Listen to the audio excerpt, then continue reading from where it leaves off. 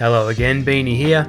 In this video, I run through our top 5 favourite camp spots in Western Australia from our travels in 2022. Some of these places you need to see to believe. Enjoy.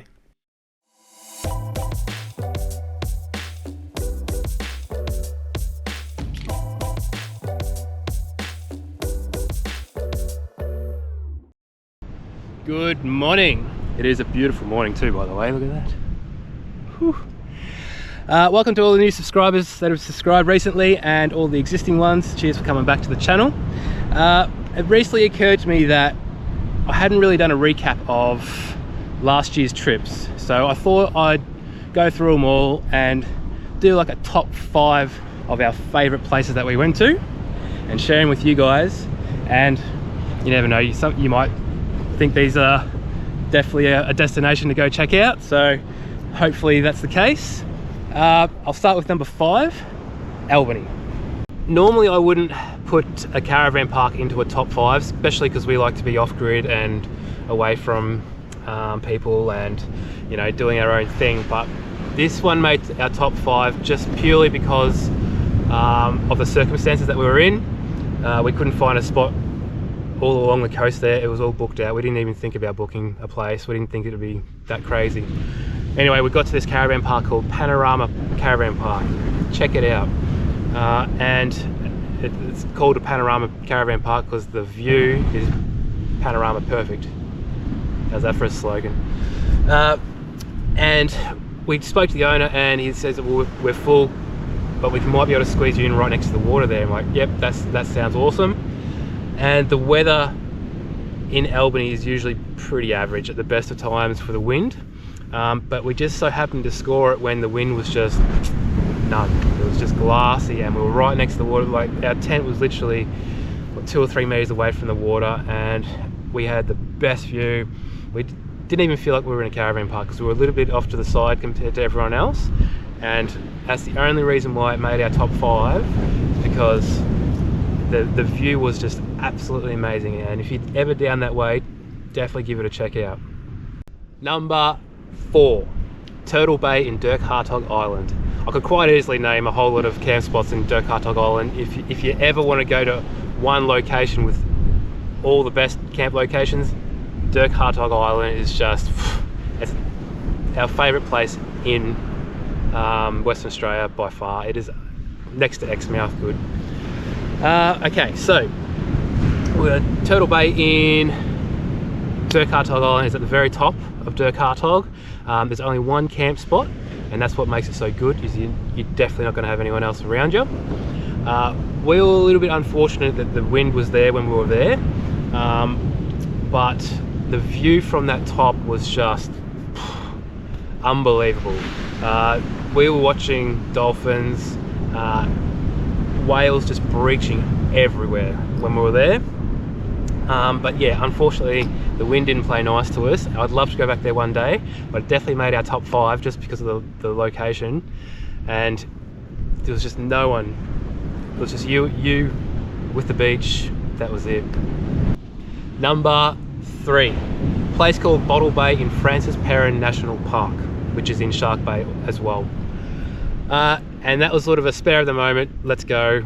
We'll try and find a camp spot up there. The weather in Perth was pissing down rain, so we're like, stuff this, let's get out of it. Even if we have to travel 8 hours to get away from it for a couple of nights or a night and a half pretty much, let's do it. And my wife was like, yep, Flav was like, yep.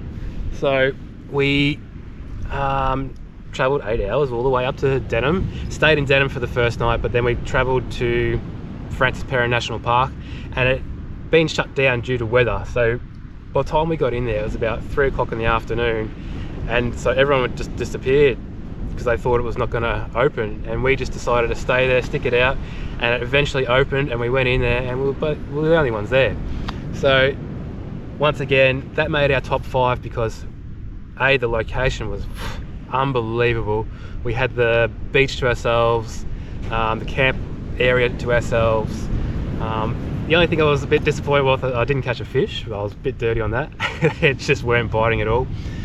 But other than that, the actual place itself was beautiful. You had toilets there as well, just little outback dunny toilets, and we had the best day, best night we've had in a long time up there. And then we travelled all the way back home, 9 hours, because it was an hour from Denham north up into the Francis Perrin.